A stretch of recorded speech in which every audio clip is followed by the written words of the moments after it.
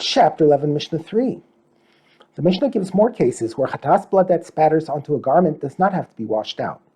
If blood of the chatas sprayed directly from the animal's neck onto the garment without having been received in a sacred vessel, it does not require laundering of the garment, because that blood was not fit to be applied to the mizbeach.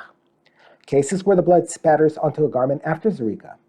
If blood spattered onto the garment from the horn of the mizbeach after the Kohen had applied it there, or from the blood about to be poured on the base of the mizbeach after zerika, it does not require laundering of the garment, because the zerika had already been done when the blood spattered on the garment. Another case where the blood does not have to be washed out, even though it spatters on the garment before zerika.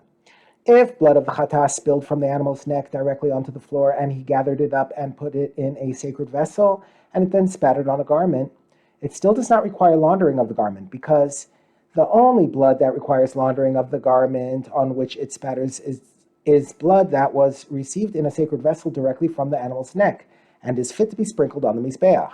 And since the blood in this case spilled onto the floor first, it does not become fit for zerika by being gathered into a sacred vessel. Therefore, the garment onto which it spatters does not have to be laundered.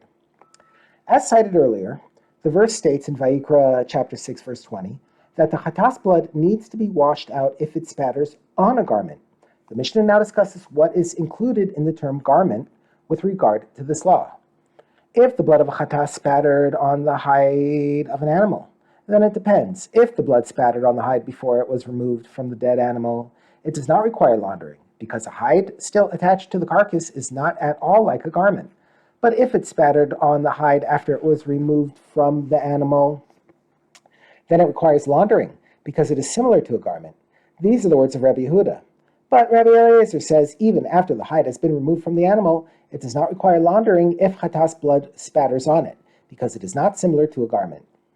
The rule about washing chatas blood out of an article. The only thing that requires laundering is the actual place of the blood stain, not the entire article. And only if the blood is on something that is fit to be susceptible to receive tuma and subject to laundering, like a garment is.